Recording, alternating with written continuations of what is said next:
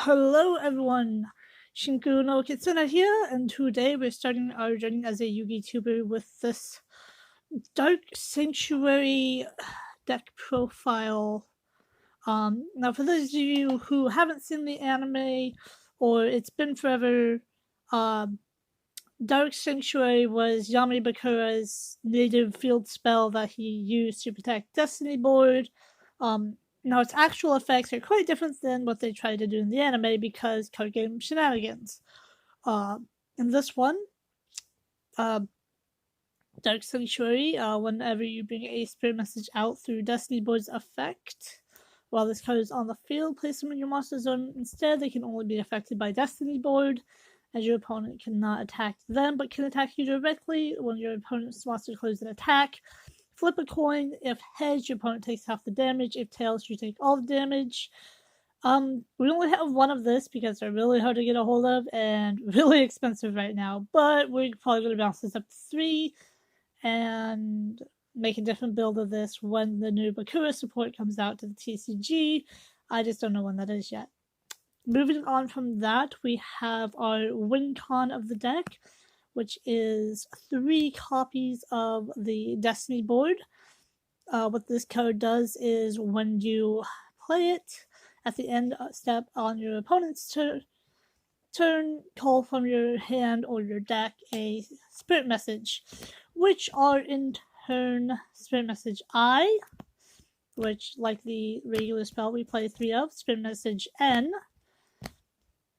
which we also play 3 of, spirit message A, again, triple, and spirit message L, which we only play 1 of. JK, we play it at 3 as well, because we want to make sure that we can hit them from the deck, from the hand. The idea is to get them out, keep them on board with everything else on the deck, and use them as anti-spell fodder. Now, moving on to the rest of the deck, like I said, I'm going to change the build up when the Bakura support comes out because there's a lot of cards that greatly increase my monster output and will help keep Spirit Message on board and make it go faster. Starting with Pot of Duality, because you want to hit your Dark Sanctuary, you want to hit Final, which, fun fact by the way, Final, as we all probably know by now in the OCG, spells death instead of final. I really wish we got the Lost Arts. Yeah, Pot of Duality, that's, Excavate 3, pick 1, really good deck dig. Terraforming, it is at 2, so we only play 2. And that gets us into our Dark Sanctuary, or we have another field spell, which we will reveal at the end of this video, which kind of makes this deck more degenerate. Night Beam. Great for trap cards, great for quick play spells that opponents will try to use against you. We play this as a 3-off because it's just that good. The other spell card I said, and I thought I had this lower down, but Mystic Mine, it's great for stopping hand traps because everybody's playing hand traps. That's just meta. Stops your opponent from just straight up attacking you and winning the game that way before you can get out your pieces. Because you're not going to have monsters at all in this deck.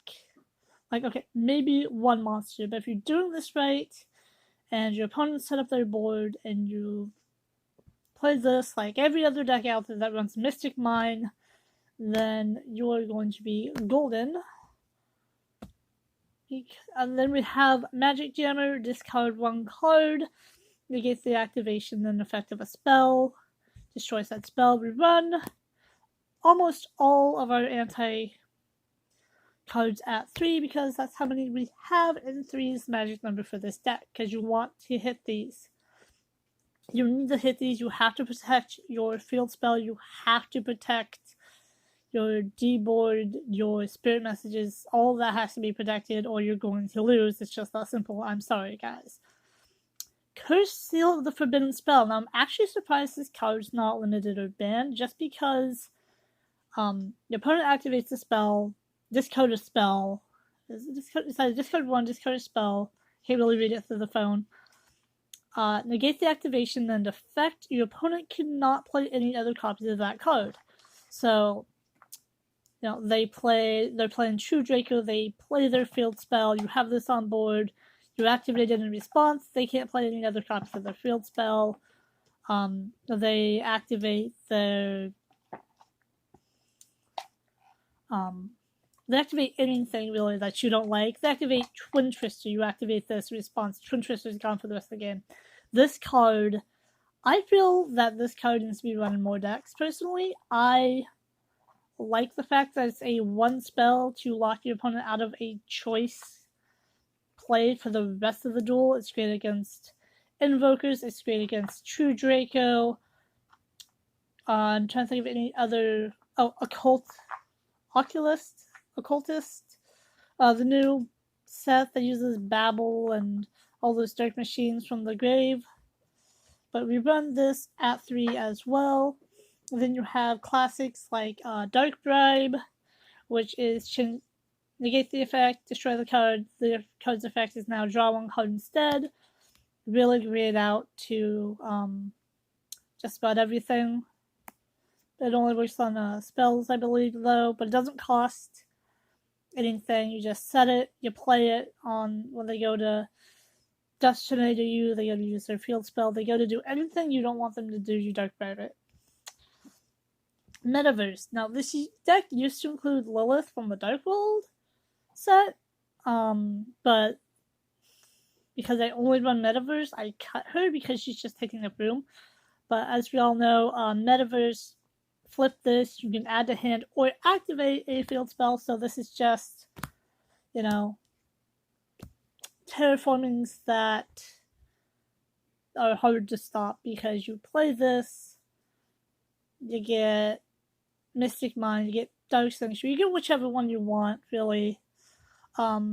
This card I only have 2 of. I want to get a 3rd because it's really good, but Ultimate Providence is super good because it works for all 3. When a spell, trap, and monster effect is activated, discard the same type of card, and negate the activation if you do destroy the card. So they go to, obviously I want to get called by the grave for this deck too, because they go to, again, they go to True Draco, they go to,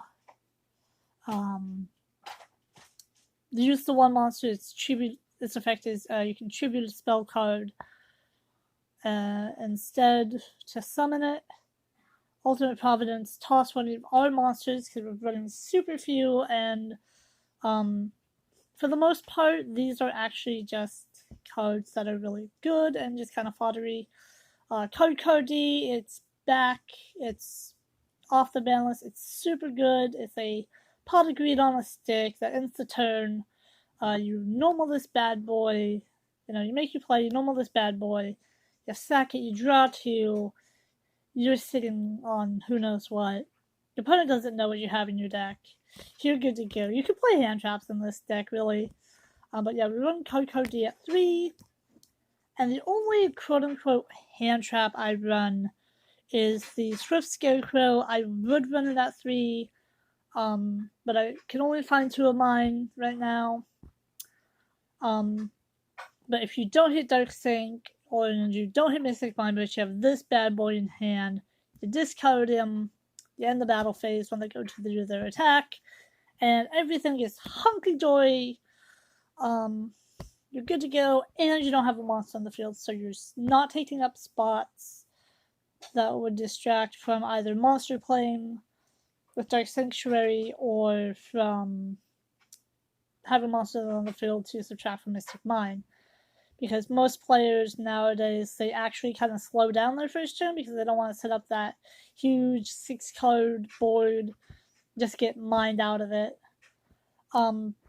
Anyway, that is it for the deck profile now. I also have Dark Necrofear. I'm not playing that in this build yet, just because he's not, he doesn't really do much for the deck right now.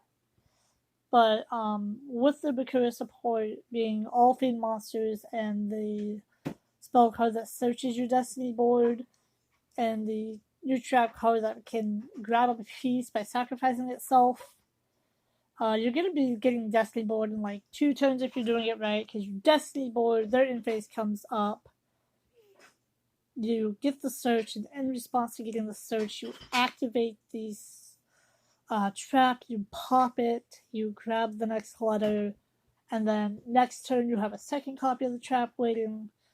Yeah, you know. They do whatever they want to do. You pop the trap. Destiny Board goes off again. And there you go. You just won with Destiny Board in 2 turns because of a new trap card.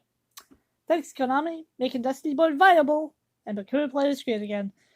Anyway, this has been Shinku no Kitsune. I probably just butchered my own name. And let me know what you think of this video. Peace.